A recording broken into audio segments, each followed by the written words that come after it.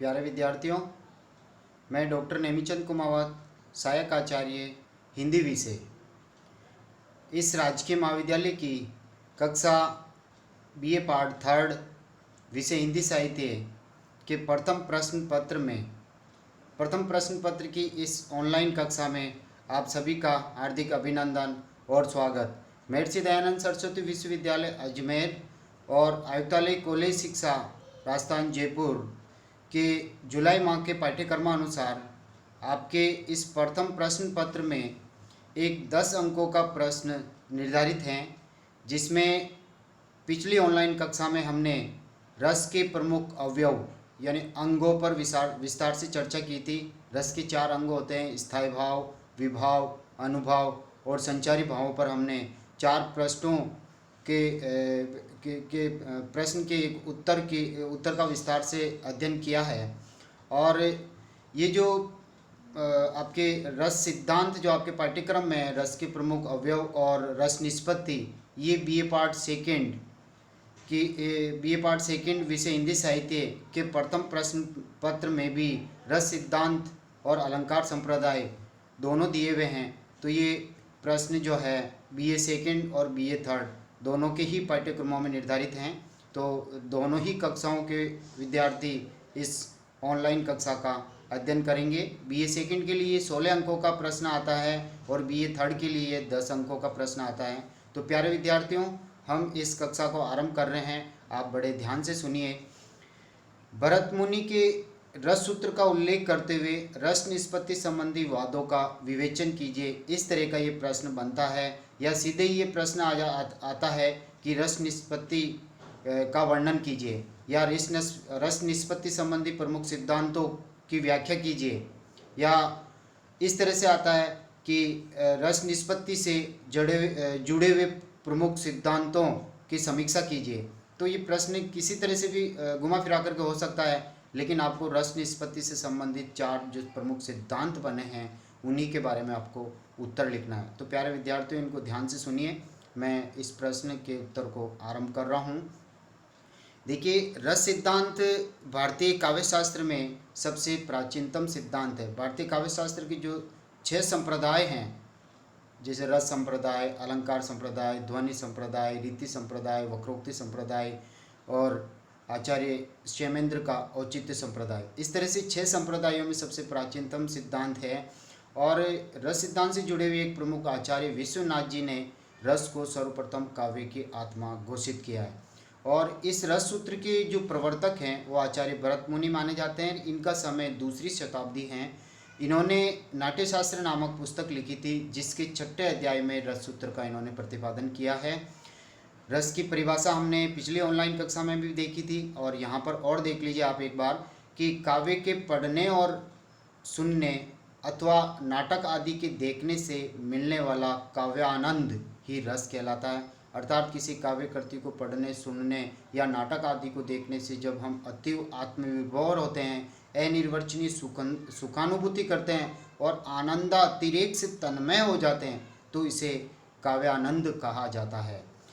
भरत मुनि की इस रस सूत्र की व्याख्या इतनी शिथिल है कि उसका कोई भी आशय लगाया जा सकता है, कोई भी कल्पना की जा सकती है। जिस प्रकार ब्रह्म सूत्र की व्याख्या से, ब्रह्म सूत्र यानी बाद नारायण जी ने ये सूत्र दिया था कि अहम ब्रह्मास्मि, मैं ही ब्रह्मा हूँ, उस सूत्र को लेकर के शंकराचार्य का द्वैतवाद, शंकराचार्य का अद्वैतवाद, मध्वाचार्य जी का द्वैतवाद और वल्लभाचार्य जी का शुद्धाद्वैतवाद और रामानुजाचार्य का विशिष्टता द्वैतवाद आदि अनेक दार्शनिक वादों का जन्म हुआ था। उसी प्रकार भरत मुनि का जो ये नीचे जो सूत्र दिया हुआ है, उस सूत्र की व्याख्या से उत्पत्तिवाद, अनुमितिवाद, भुक्तिवाद व अभिव्यक्तिवाद आदि चिंतन सामने आए। अर्थात भरत मुनि जी का ये जो सूत्र दिया हुआ है, देखिए, विभावानुभाव व्यभिचारी संयोगाद्रस निष्पत्ति, अर्थात विभाव, अनुभाव और व्यभिचारी भावों के संयोग से ही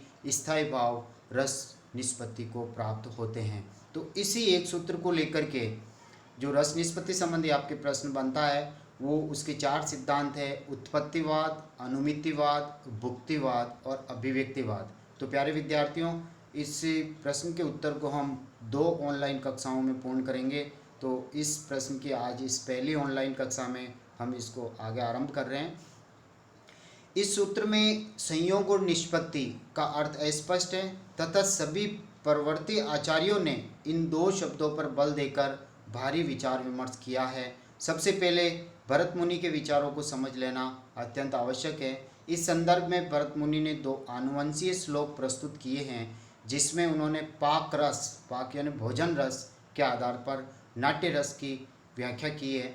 देखिए, उनका सार मैं आपके सामने प्रस्तुत कर रहा हूँ। जिस प्रकार नाना व्यंजनों यानी अनेक प्रकार के व्यंजन जो तत्व होते हैं, जैसे सब्जी बनाते हैं तो कितने प्रकार के तत्व उसमें मिलाए जाते हैं, ऑयल भी डालते हैं, जीरा भी डालते हैं, पुदीना, धनिया, मिर्ची, हल्दी, नमक, बहुत सारी चीज़ें, टमाटर वगैरह हम डालते हैं और इन सभी का मिश्रण होता है, पानी भी उसमें डलता है। तो और औषधियों ऊपर से गरम मसाले वगैरह और उसमें डाल दिया जाता है। तो नाना व्यंजनों और औषधियों के संयोग से भोज्य रस की उत्पत्ति होनी, भोजन रस बनता है। अब आप भोजन जब करते हैं और आहा आनंद आ गया और आपसे पूछा जाए कि कैसा लगा, मिर्ची कैसी लगी, चटनी कैसी लगी, लहसुन कैसा लगा, पुदीना कैसा लगा, तो आप ऑयल कैसा लगा, तो आप सबके अलग अलग वर्णन नहीं कर पाओगे। केवल ये ऐसा ही कहोगे बहुत अच्छा लगा, आनंद आ गया, आहा मज़ा आ गया। इस तरह की भावनाएं यानी जिसका वर्णन नहीं किया जा सकता वो अलौकिक रसानुभूति होती है। तो जिस प्रकार गुणवादी द्रव्यों यानी अन्य मीठे तत्वों, व्यंजनों और औषधियों से षडवादी रस यानी कहते हैं 56 प्रकार के भोग, तो तरह तरह की मिठाइयाँ जब बनती है तो तरह तरह के तत्वों का उसमें मिश्रण होता है। उसी प्रकार नाटक का अनुशीलन यानी नाटक को रंगमंच पर जब हम देखते हैं तो विविध भावों के यानी विभाव, अनुभाव और संचारी भावों के संयोग से स्थायी भाव भी रसत्व को प्राप्त होते हैं। तो यहाँ पर भरत मुनि के अनुसार जो संयोग का अर्थ है वो सम्यक योग है, मिलना, संसर्ग होना, मेल होना। और किनका मेल? स्थायी भावों के साथ में विभाव, अनुभाव और संचारी भाव यानी रस के ये जो 4 अवयव है जिसको हमने पिछली ऑनलाइन कक्षा में विस्तार से पढ़ा है, इन चारों के संयोग, चारों के मिलन को संयोग कहा गया है। और निष्पत्ति का अर्थ है इन चारों के योग से नवीन रूप प्राप्त होना, रसत्व को प्राप्त होना, यानी रति नामक स्थायी भाव जो है श्रृंगार रस को प्राप्त होता है। इसी तरह से हास नामक स्थायी भाव हास्य रस को प्राप्त होता है। भय नामक स्थायी भाव भयानक रस को प्राप्त होता है। मैंने पिछली ऑनलाइन कक्षा में भयानक रस का एक उदाहरण देकर के चारों अवयवों को भी विस्तार से समझाया है। तो चारों अंगों की आप पहचान करना भी जान गए हैं। अतः भरत मुनि के इस रस सूत्र की जो व्याख्या है वो इस प्रकार की जा सकती है कि जिस प्रकार नाना व्यंजन यानी सभी तत्व, चाहे ऑयल डालते हैं, धनिया डालते हैं, पुदीना डालते हैं, जिसकी भी सब्जी हो, सभी तत्व अपने अपने अस्तित्व को छोड़ देते हैं, टमाटर वगैरह ये सब, लहसुन वगैरह भी डालते हैं, तो ये सभी अपने अस्तित्व या स्वाद को छोड़ करके भोजन रूप में, भोज्य रूप में परिणत होते हैं। उसी प्रकार विविध अवयव यानी स्थायी भाव, विभाव, अनुभाव और संचारी भाव, ये चारों अंग रस के ये समन्वित रूप में रसत्व को प्राप्त होते हैं। किसी एक तत्व से रस नहीं बनता, न केवल स्थायी भाव या न केवल विभाव या अनुभाव या संचारी भाव अकेले ही किसी रस को प्राप्त नहीं होते हैं, बल्कि इन चारों के संयोग से स्थायी भाव रस को प्राप्त होता है। अतः भरत मुनि ने सामाजिक को महत्व दिया। सामाजिक का मतलब सहृदय पाठक, दर्शक, नाटक को रंगमंच पर देखने वाला दर्शक या फिर काव्य को, रचना को पढ़ने वाला, कविता को पढ़ने वाला सामाजिक, सहृदय पाठक जिसके हृदय में रसानुभूति होती है। जिस प्रकार एक स्वस्थ चित्त वाला व्यक्ति ही भोजन रस का आनंद ले सकता है, आस्वाद ले सकता है, उसी प्रकार से हृदय पाठक ही नाट्य रस का आस्वाद ले सकता है, आनंद ले सकता है, रसानुभूति कर सकता है। अतः आस्वादन जो कारण है वो प्रथम स्थिति है और आनंद जो कार्य हैं वो इस रस में द्वितीय स्थिति बनती है। हम आगे की ओर बढ़ते हैं। प्यारे विद्यार्थियों, देखिए भरत मुनि के रस सूत्र के जो प्रमुख व्याख्याकार हुए हैं और वो व्याख्याकार सबसे पहले हमारे सामने आते हैं भट्ट लोलट, और उनका जो सिद्धांत है वो है उत्पत्तिवाद। यानी जिस तरह से आपने रस के 4 अवयव पढ़े हैं, स्थायी भाव, विभाव, अनुभाव और संचारी भाव, उसी तरह से इस रस सूत्र के जो प्रवर्तक आचार्य भरत मुनि है उन्होंने जो रस सूत्र दिया है उसके भी 4 व्याख्याकार हुए हैं। यानी इन 4 सिद्धांतों को ही, इन चारों सिद्धांतों में जो इनके तर्क और प्रमाण, जो इनके विचार हैं, उनको ही रस निष्पत्ति से संबंधित प्रश्न है ये, और उनका उत्तर इनमें आपको लिखना है। तो पहला जो सिद्धांत है वह उत्पत्तिवाद, आचार्य भट्ट लोलट का। रस सूत्र के प्रथम व्याख्याता आचार्य भट्ट लोलट ही है। आज इनका कोई ग्रंथ उपलब्ध नहीं है। अभिनव गुप्त ने अभिनव भारती और मम्मट ने काव्य प्रकाश नामक पुस्तकें लिखी हैं। इन दोनों में ही पुस्तकों में ही इनके यानी भट्ट-लोलट के उत्पत्तिवाद नामक मत का उल्लेख है। और इनका मत यह है कि स्थायी भाव ही विभाव, अनुभाव और संचारी भावों के संयोग से रस रूप में परिणत हो जाता है। अतः रसत्व को प्राप्त होना ही रस निष्पत्ति है। भट्ट-लोलट ने रस निष्पत्ति की 3 प्रक्रियाओं पर प्रकाश डाला है और वे 3 प्रक्रियाएं यह है, एक उन्होंने उत्पत्ति मानी, दूसरा उन्होंने प्रतीति यानी विश्वास, तीसरा उन्होंने पुष्टि यानी परिपुष्ट करना। इनके अनुसार विभावों से स्थायी भाव यानी या रस की उत्पत्ति होती है, यानी विभाव मूल कारण है रस को उत्पन्न करने के। विभावों से उत्पत्ति का संबंध है, अनुभवों से उसकी प्रतीति यानी अनुभव यानी चेष्टाओं, वैसी वेशभूषा, वैसी वह हाव भाव, वैसी वाणी, तो ये अनुभवों से उसकी प्रतीति होती है, उसके विश्वास होता है, तथा संचारी भावों से उसकी पुष्टि होती है, संचरण करते हैं संचारी भाव, वो परिपुष्ट करते हैं उसको। इसे समझने हेतु हम दही की लस्सी का एक उदाहरण आपके सामने रख सकते हैं, क्योंकि यदि दही नहीं हो तो हम लस्सी की कल्पना नहीं कर सकते। उसी तरह से यदि विभाव यानी नायक नायिका या कोई विषय वस्तु नहीं हो तो हम रस की कल्पना नहीं कर सकते। कोई प्रसंग ही नहीं हो तो भय नामक स्थायी भाव भयानक रस में कैसे परिणत होगा, या नायक नायिका ही नहीं है तो रति नामक स्थायी भाव श्रृंगार रस में कैसे परिणत होगा। उसी तरह से यदि दही नहीं हो तो लस्सी नहीं बन सकती। तो दही मूल कारण है, उसका लस्सी के साथ में उत्पाद्य उत्पादक संबंध है। पानी, बर्फ़ और चीनी यानी उसमें मिठास और ठंडापन लाने के लिए इन तत्वों का मिश्रण करते हैं, लस्सी तैयार की जाती है। तो दही मूल उपादान है। दही विभाव है जिसका लस्सी रूप में उत्पादक उत्पाद्य संबंध है।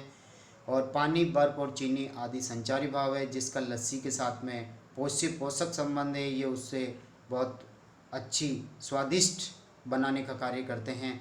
और झाग जो उसमें आते हैं वो अनुभाव हैं, यानी गिलास में लस्सी डाली हुई और उसके ऊपर झाग आए हुए हैं तो वो ये अनुमान करा रहे हैं कि ये लस्सी बन के तैयार हैं, जो लस्सी रूपी रस की प्रतीति कराते हैं। तो दही से बनी हुई इस लस्सी के माध्यम से हमने इस रस को हमने समझा है। रस निष्पत्ति अब जो है यहाँ पर भट्ट-लोलट ने जो अपने मूल विचार रखे हैं इस उत्पत्तिवाद में, वो ये है, रस निष्पत्ति मूल रूप से अनुकार्य यानी उस काम को करने वाला राम, सीता आदि ऐतिहासिक पात्रों में होती है। रस की निष्पत्ति इन्होंने ऐतिहासिक पात्रों में मानी है।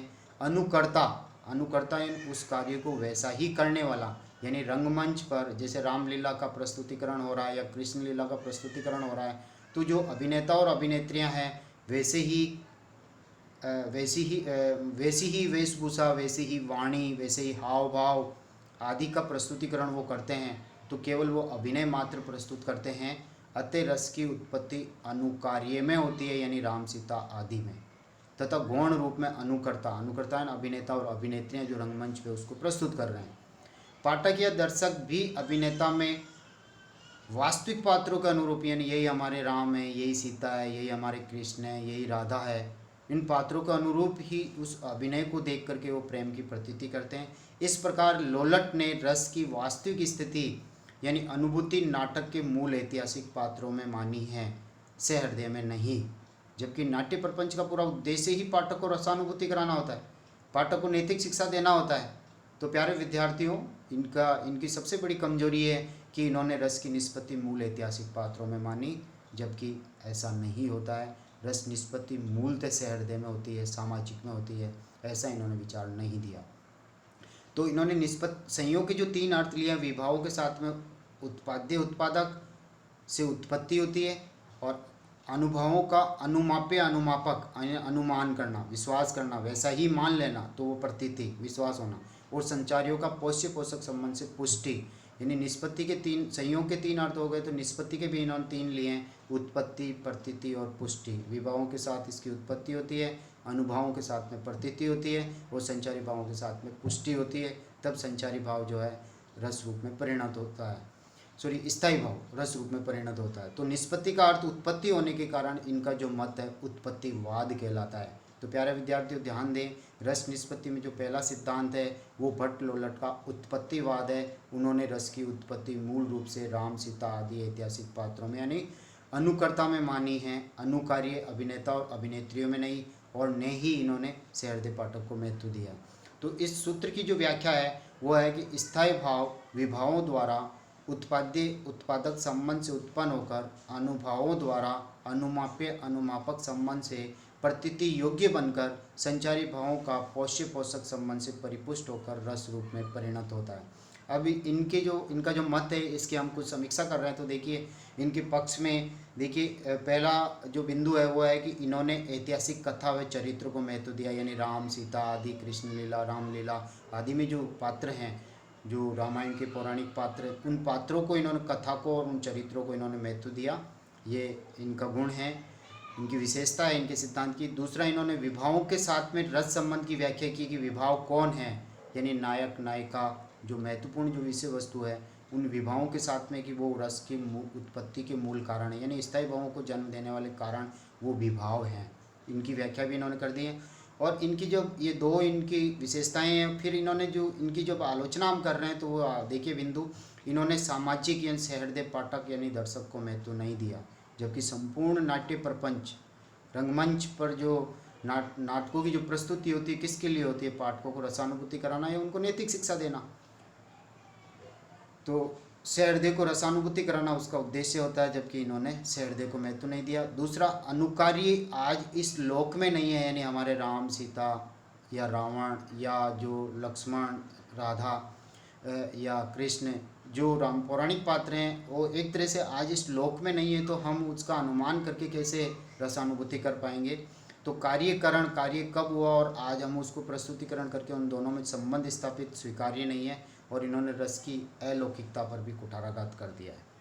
अब हम आगे की ओर बढ़ते हैं। जो दूसरा मत आपके सामने आता है, दूसरा सिद्धांत आचार्य शंकुक का अनुमितिवाद।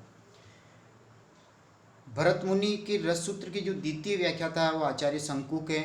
भट्ट लोलट के समान इनका भी आज कोई ग्रंथ उपलब्ध नहीं है। अभिनव गुप्त की अभिनव भारती और मम्मट के काव्य प्रकाश नामक ग्रंथों में इनके विचार या इनके मत संकलित हैं। इनका विवेचन इस प्रकार से है कि रत्ती आदि स्थायी भाव वस्तुतः अनुकार्य यानी राम सीता आदि कवि निबद्ध पात्र में रहते हैं। रत्ती आदि स्थायी भावों की इन्होंने जो कल्पना की है वो ये की है कि जो अनुकार्य हैं यानी राम सीता आदि, जब जैसे वाल्मीकि जी ने रामायण लिखा तो राम सीता लक्ष्मण या राजा जनक या अयोध्या नरेश दशरथ या फिर रावण, ये जितने भी उनके कवि दृष्टि में जो पात्र आए हैं वो कवि निबद्ध, कवि ने उन पात्रों को चुना है। तो कवि निबद्ध पात्रों में ही इन्होंने रत्ती नामक या अन्य स्थायी भाव माने हैं। अनुकर्ता जो होते हैं वो रंगमंच पर जो प्रस्तुतिकरण करने वाले अभिनेता और अभिनेत्रियां होती है, तो उन्होंने इनको स्पष्ट किया है कि उनको वो अपनी शिक्षा व अभ्यास के बल पर उनका अनुकरण करते हैं। वो राम बनते हैं, सीता बनते हैं, रावण बनते हैं, लक्ष्मण बनते हैं, या जनकपति बनते हैं, या फिर अयोध्यापति बनते हैं, या राधा और कृष्ण बनते हैं। इस तरह से वो उनका अनुकरण करते हैं अपनी शिक्षा और अभ्यास के बल पर। और अनुकर्ता में शिक्षा अभ्यास आदि से प्रवीणता आ जाती है, पारंगतता आ जाती है, और वह उस बल पर कृत्रिम रूप से अनुभव आदि का अनुमान कर लेता है कि वैसा ही राम बनना है, वैसा ही मुकुट धारण करना है, वैसी भाषा बोलनी है, वैसा व्यवहार करना है, जिससे दर्शक यानी पाठक सहृदय जो होते हैं वो भी उसमें वास्तविकता से उनको प्रतीत होने लग जाती है कि यही हमारे राम है, यही हमारी सीता है। अतः विभावों का अनुमान काव्य के आधार पर होता है, यानी विभाव कौन, नायक नायिका आदि, खलनायक वगैरह, इनका तो हम काव्य को से पढ़ करके हम पता कर सकते हैं। जैसे रामायण या रामचरितमानस को पढ़ के हम पात्रों का अनुमान कर लेते हैं कि किनका किनके साथ क्या व्यवहार हुआ, कौन सा कार्य व्यापार रहा, किसकी क्या भूमिका रही। तथा व्यभिचारी भावों का जो अनुमान होता है वो लोक के अनुभव के आधार पर हम कृत्रिम रूप से करते हैं कि क्रोध ये होता है, प्रेम ये होता है, इस तरह से हम अनुमान उसका कर लेते हैं। अब प्रश्न उठता है कि अनुमान मात्र से रस की निष्पत्ति कैसे होती है या रसानुभूति कैसे होती है। इसके लिए शंकुक ने पाठक की मूल वासना को कारण बताया। मूल वासना यानी गंध, जो हल्का सा आभास पा करके जागृत हो जाती है। न्याय दर्शन के आधार पर उन्होंने निष्पत्ति का अर्थ अनुमिति माना है। न्याय दर्शन के अनुसार ज्ञान प्राप्ति के 4 साधन होते हैं। जैसे उदाहरण के लिए हम आपके सामने रख रहे हैं कि जैसे आग को प्रत्यक्ष देखकर हम ज्ञान प्राप्त करते हैं, तो वो प्रत्यक्ष देख करके ज्ञान प्राप्त करते हैं तो प्रत्यक्ष दर्शन हो गया। और कहीं धुएं को देख करके हम आग की बात सोचते हैं तो अनुमान हो गया। और किसी के द्वारा आग का विवरण सुनते हैं तो उपमान हो गया। और आग के बारे में कहीं पढ़ते हैं तो वो शब्द हो गया। यानी प्रत्यक्ष, अनुमान, उपमान और शब्द, यानी कहने का तात्पर्य ज्ञान प्राप्त करने के ये 4 साधन हैं किसी चीज़ का। इस तरह से हम ज्ञान प्राप्त कर सकते हैं। जैसे और देख सकते हैं हम बादलों में आकाश में बादलों को देखकर हम वर्षा का अनुमान करते हैं, वो पूर्ववत अनुमान है, क्योंकि बादल आए हैं तो वर्षा होगी। एक प्रवृत्ति स्थिति को देखते हैं, जैसे धरती पानी से भीगी हुई है, कहीं बाढ़ आ गई है, पानी भरा हुआ है, तो ये अनुमान जब हम करते हैं तो सोचते हैं कि हाँ यहाँ पूर्व में भारी कहीं वर्षा हुई है, तो ये शेषवत अनुमान। वर्षा होने के बाद का अनुमान शेषवत अनुमान। बादलों को देख करके वर्षा का अनुमान करना तो पूर्ववत अनुमान। और एक वर्षा होने के बाद पश्चात अनुमान। और एक सामान्य अनुमान होता है कि जैसे कि हर बार हर वर्ष जो है जुलाई, नियम है कि जुलाई माह में मानसून आ जाता है या जून के अंत में मानसून आ जाता है, तो ये एक अनुमान है, वो एक सामान्य अनुमान होता है कि जुलाई माह में वर्षा होगी। अतः अनुमान की सहायता से प्राप्त ज्ञान ही अनुमिति कहलाता है। रस सूत्र पर इसे लागू करें तो विभाव जो है वो पूर्ववत अनुमान है। विभाव यानी नायक नायिका आदि। पूर्ववत यानी पहले से ही हम अनुमान कर लेते कि रंगमंच पर राम, सीता, रावण, लक्ष्मण आदि जो पात्र हैं वो पूर्ववत पहले से अनुमान कर चुके हैं कि हमारी ये कथा रामायण और महाभारत इस तरह से कृष्ण लीला की कथाएं हुई हैं, तो पहले से हम अनुमान कर लेते हैं। अनुभाव शेषवत अनुमान है। अनुभाव यानी वैसी वेशभूषा, वैसा ही मुकुट अभिनेता और अभिनेत्री धारण करते हैं, वैसी वाणी और वैसा ही उनका कार्य व्यापार हम रंगमंच पर कृष्ण लीला और रामलीला के रूप में देखते हैं, या टीवी वगैरह में, टीवी सीरियलों में हम देखते हैं, या फिल्मों वगैरह में हम देखते हैं, तो ये अनुमान जो है शेषवत अनुमान है। तथा संचारी भाव जो है वो सामान्य अनुमान है कि लौकिक व्यवहार में ऐसा ही होता है कि प्रेम, लोभ, क्रोध, घृणा आदि की जिन भावों की हमें अनुभूति होती है वो सामान्य अनुमान है। शंकुक ने अपनी बात को स्पष्ट करते हुए चित्र तुरंग न्याय का उदाहरण दिया है। जैसे अश्व के चित्र को देख करके हम कहते हैं ये अश्व है। इस प्रकार की जो अनुमान होता है उसे प्रतीति कहते हैं, सम्यक प्रतीति। वैसा ही अनुमान होगा कि हाँ ये घोड़ा ही है, ये अश्व नहीं है, इस प्रकार की प्रतीति करती है तो ये तो मिथ्या प्रतीति, झूठी। अश्व नहीं है तो झूठी, अश्व है तो सम्यक प्रतीति यानी ऐसा ही है। अश्व है या नहीं इस प्रकार की संशय यानी संदेह की प्रतीति होती है। यह अश्व जैसा ही है ऐसा करते हैं तो सादृश्य यानी वैसा ही दिखता है, एक जैसी स्थिति दूसरी दिखाई दे तो उसे सादृश्य कहते हैं।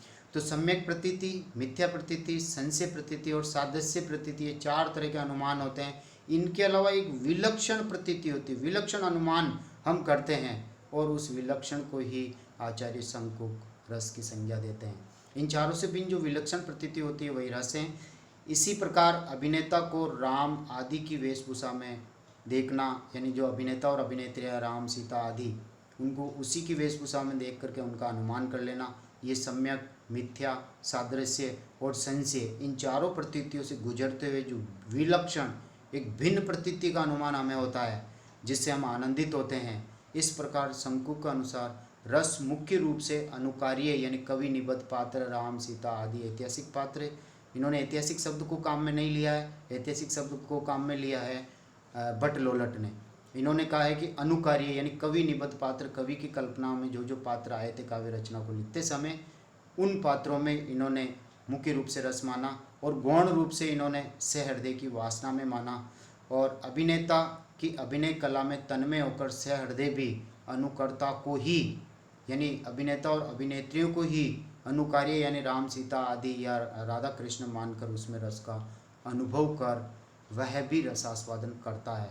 तो ये इनके विचार हैं आचार्य शंकुक के, आप अच्छी तरह से इसको समझ गए होंगे। अब हम नीचे की ओर चल रहे हैं। शंकुक ने अनुकरण और अनुमिति इन 2 नवीन कार्य व्यापारों की कल्पना की है। इन्होंने संयोग का अर्थ गम्य गमक संबंध लिया है यानी अनुमान लिया है, और निष्पत्ति का अर्थ इन्होंने अनुमिति यानी अनुमान और अनुमिति, ये 2 शब्द पर विशेष ध्यान दीजिए। शंकुक का मत है कि रस निष्पत्ति की समूची प्रक्रिया अनुकरण पर आधारित है।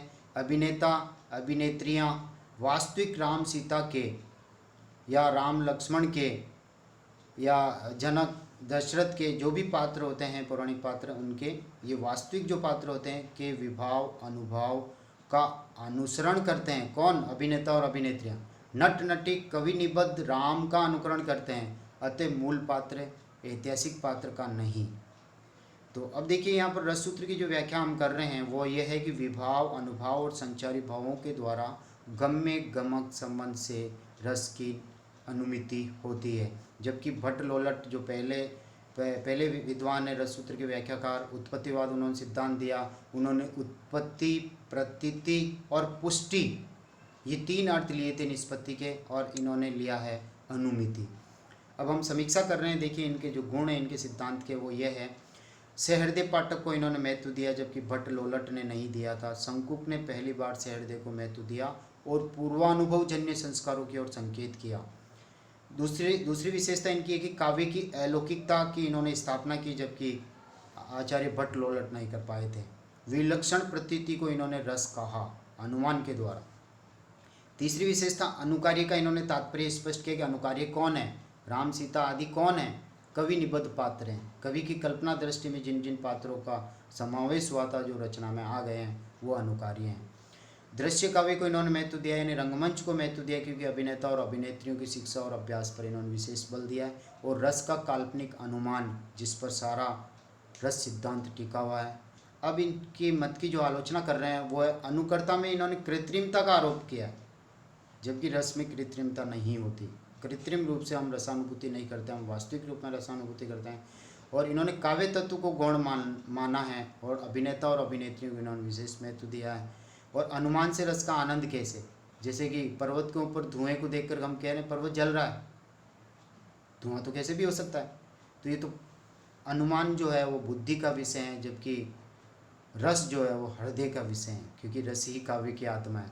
तो अनुकार्य से रत्यादि भावों का आस्वादन कैसे होगा, हम रसानुभूति कैसे करेंगे, क्योंकि अनुकार्य जो है राम सीता राधा कृष्ण ये तो हमारे पूज्य इष्ट हैं, तो इनके प्रति हम रत्ती जैसे श्रृंगार रस की अनुभूति कैसे कर पाएंगे, इसका समाधान भी नहीं हो पाया।